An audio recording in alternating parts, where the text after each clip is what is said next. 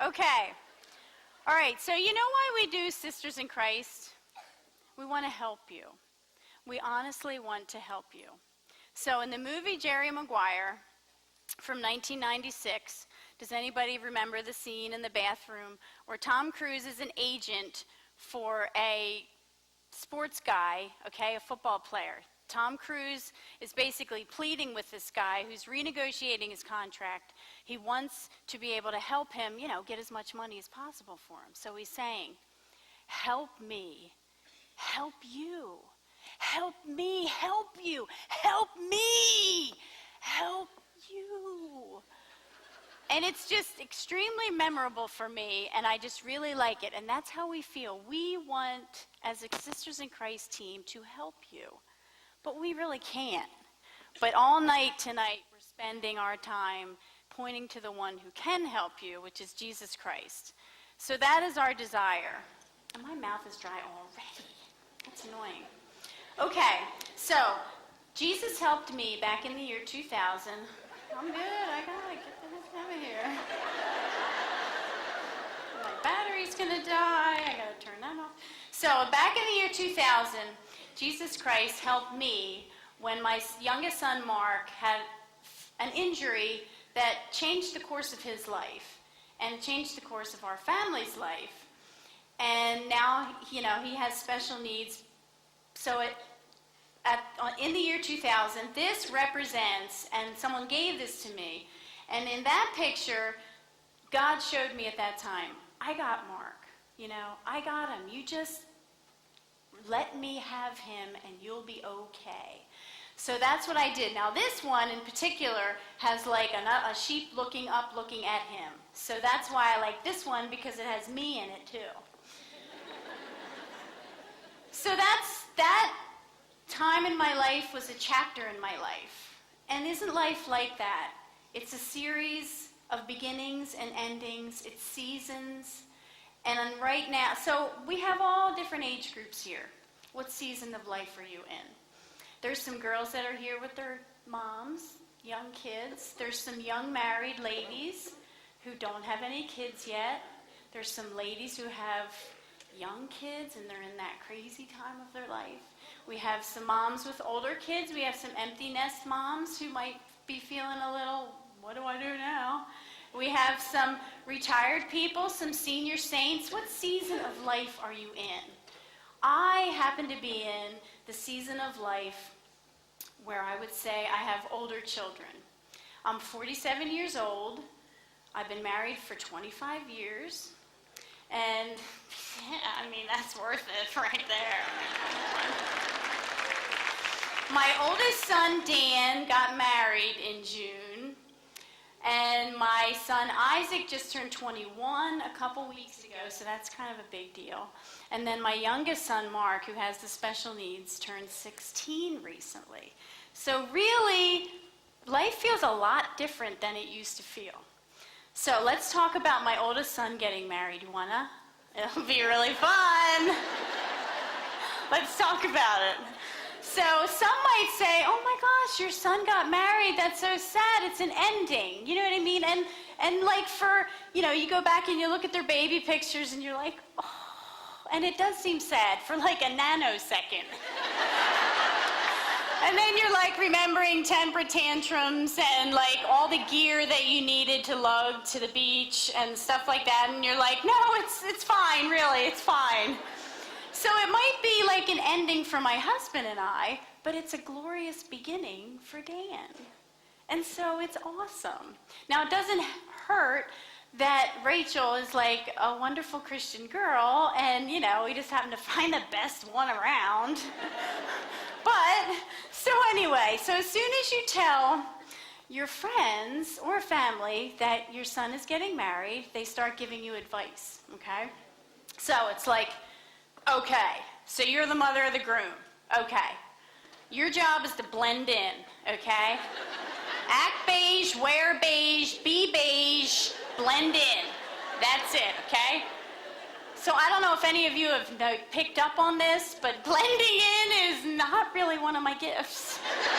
It's really not, like, at all. So I'm a little worried, So another thing is I haven't worn a dress in like 10 years. Now, I'm not proud of that. I'm a little embarrassed. But it's just, I got used to wearing dressy pants, and that's just what I wear. So I was slightly concerned and stressed about getting the dress. Now, does anybody watch the bridal show say yes to the dress? Okay, I don't, because I don't. But I hear it's fun, and I was like, ugh. So I didn't really want to go. I wasn't that excited to get the dress. And so then everybody always asks you, like, as soon as you tell them, they're like, well, what does your dress look like? I'm like, I'm blending in. It doesn't matter, does it?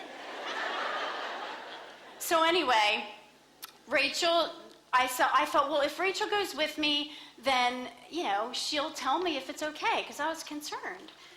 So we had fun. We went out, and we went to Olive Garden after. I'm like, we are not eating dinner until we get a dress for me, and that's it. So we had some motivation there. So I picked out a dress that I liked, and she said that she liked it, because I was like, Rachel, look in my eyes. Do you like this dress? Like, don't make me get a lie detector. Like, is it okay? So we got the dress. Cue the picture. Please, before I die. So that's... But it's camouflage. See? It looks better on my computer, I guess. You guys aren't picking up on the fact that it's a camo dress. But no, I did not wear camouflage to the wedding. But then I also was getting a little bit harassed from my girlfriends, because they were like, so Jean, where's the wedding, and like where's the reception, and how many bridesmaids is there, and what color are the dresses? And I was like, I don't know. And they're like, Jean! I'm like, whoa, when they come, I just think they want to just enjoy our company. And I've never been that much of a girly girl, so I really didn't care that much. I was just excited that they were getting married, like, woohoo, So I got like slightly harassed for that. So after the ceremony, we did the wedding, and then Dan, mostly they had picked out like traditional songs. But Dan picked out this cool music for us to like walk out with. So, here I am, blending in, blending in, blending in. And so this music comes on, cue the music. So we're walking down, I am trying to blend in, and I'm like, so I did okay. I think oh, there's a chicken. So anyway, we get to the back of the church, and oh my gosh, that release, that like, we did it, and we were all bawling. And then the guy's like, okay, let's get some pictures taken. And you're like, oh my gosh, my makeup. So I don't think that's fair at all. I think the order is all wrong. I think you should get the pictures first, pretend wedding pictures, and then actually get married. But anyway, so then we get to the reception. And oh my goodness, like, it was like therapeutic for me. Like, we had the DJ, and we were all dancing, and it was so much fun. I just danced. Like, I just totally danced.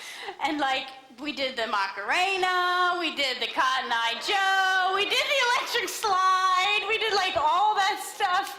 And like, we're just like dancing. And then at one point I was like, maybe I should be talking to people. And I was like, nah, that's Danny Rachel's job. It was just so fun. Like, I was just so happy for them. And then watching my boys dance and stuff, oh my goodness. Like, Dan was just so happy. And he just wasn't like, there's just no holding back at weddings. Have you noticed that? And we didn't even have any alcohol at all, like none. We were just riding on the joy. And then Isaac was like in his tux, they're all in tuxes, and Isaac's doing the air guitar and all that kind of stuff.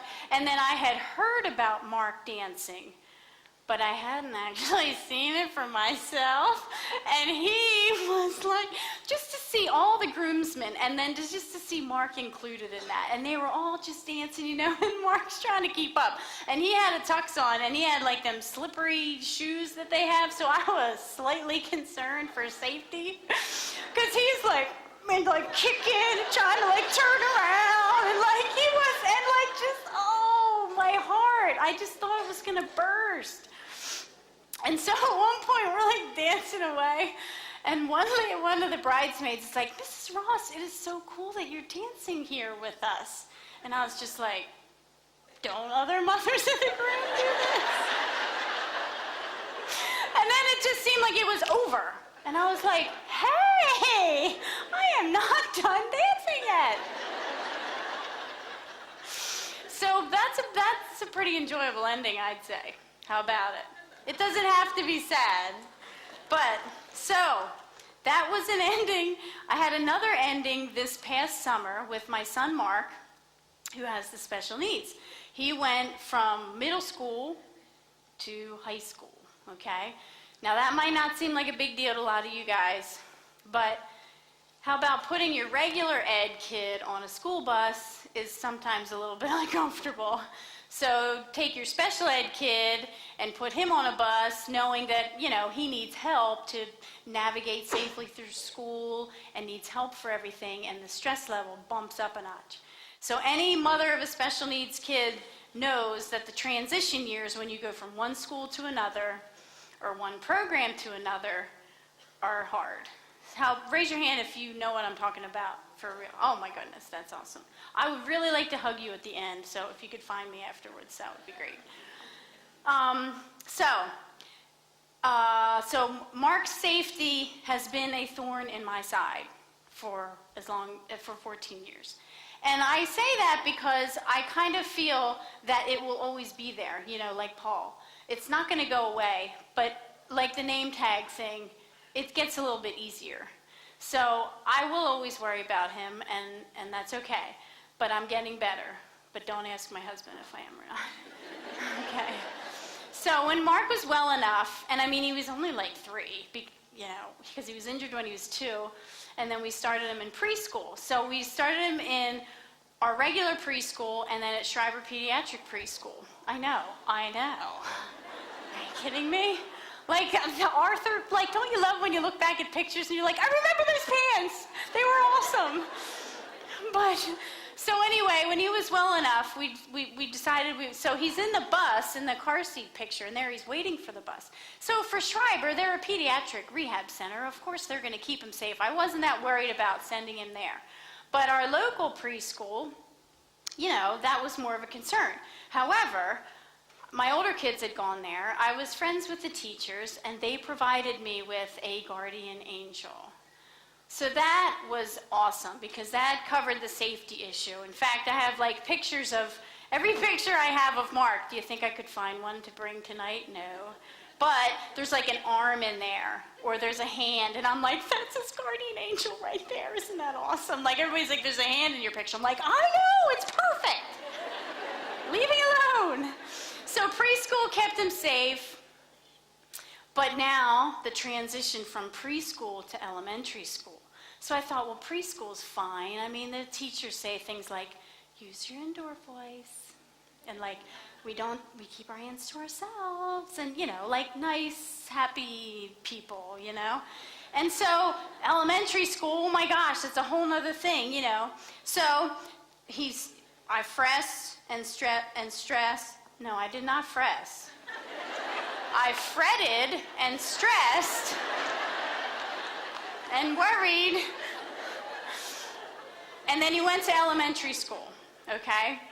And, it's 5 years long. So the first couple years went by, and he was in a learning support class, and then they decided that he needed a one-on-one because to maximize his learning. Not so much for safety, but to maximize his learning.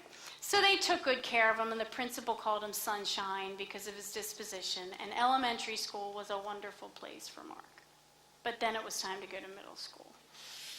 So I fressed and strutted and worried, but But seriously, it's hard. It's really hard.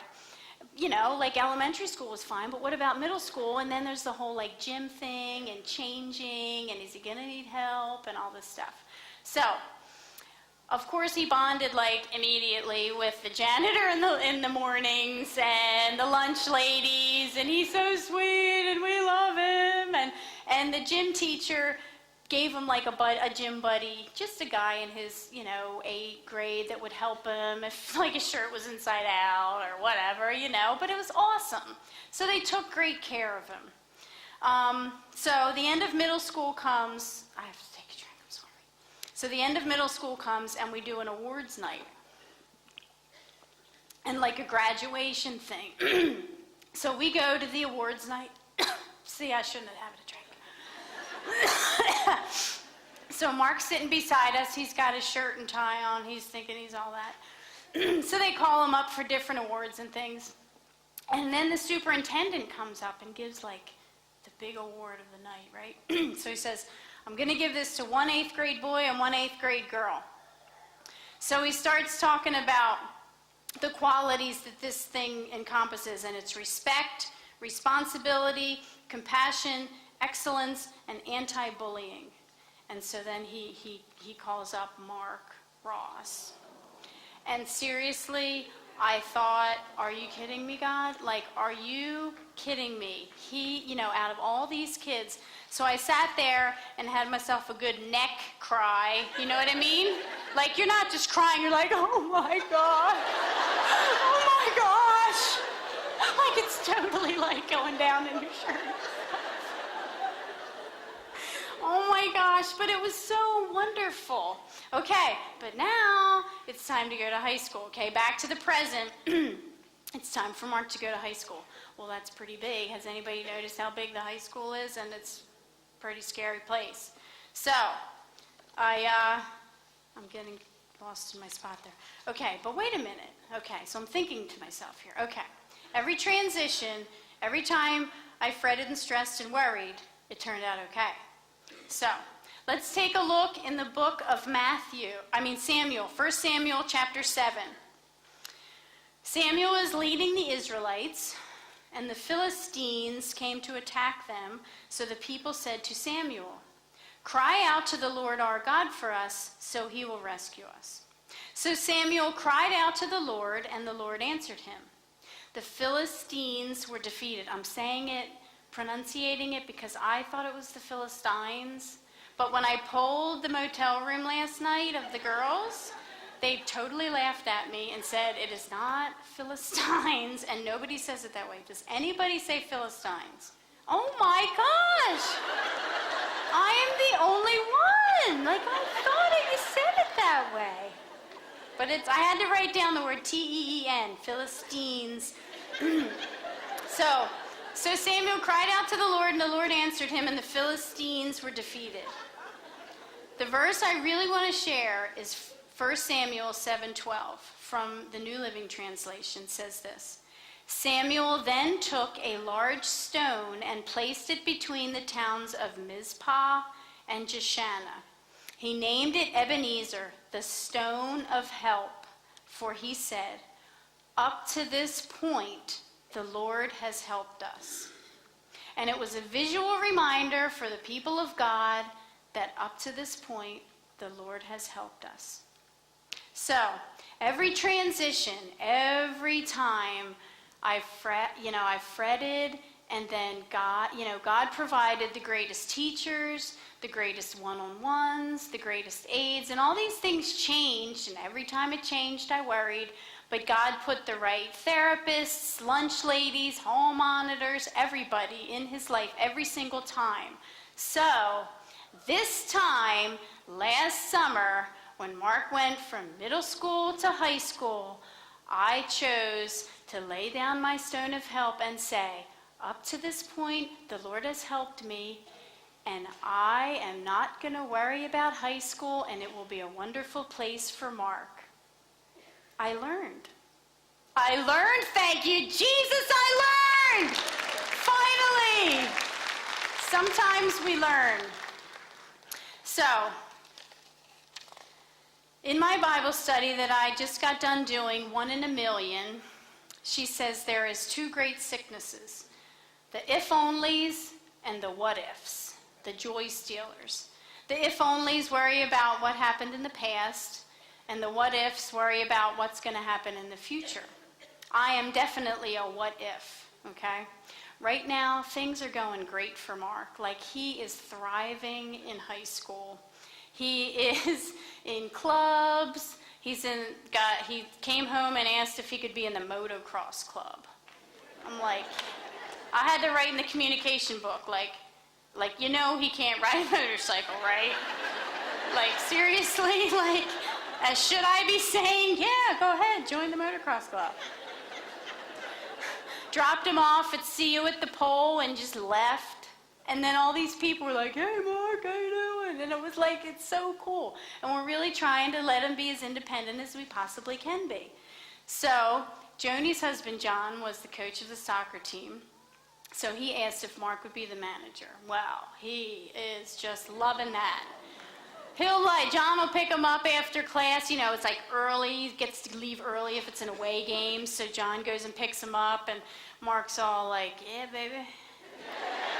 And the kids are like, where are you going, Mark? He's like, I'm the manager.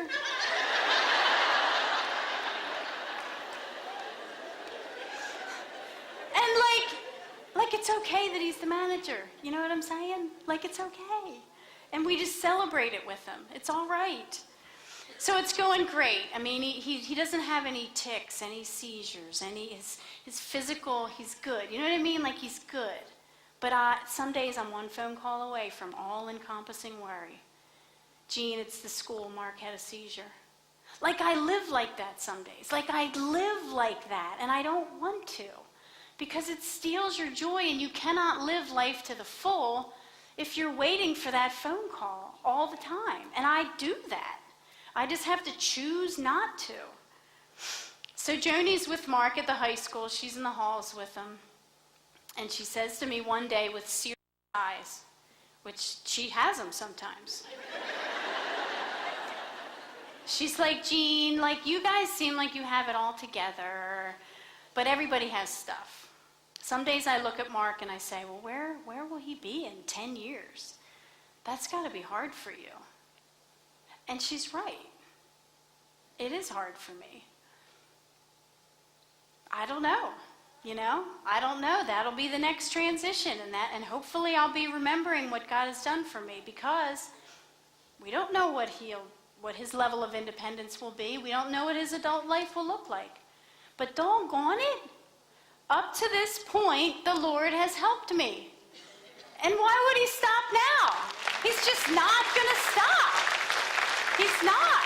And I have to keep reminding myself of that. So we will enjoy him now. We will enjoy his high school years. He's just starting, man. It's going to be a blast. We're going to figure out how you play soccer. I don't know. And my other kids didn't play. So we'll equip him. We'll thrive in our now.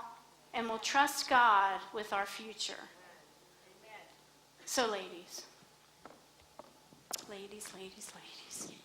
help me help you. Help me help you. Help me help you. Help me help you. And I'm serious. Whatever you're going through right now, whatever you will go through in the future, choose to lay down your stone of help and say, up to this point, the Lord has helped me. Don't forget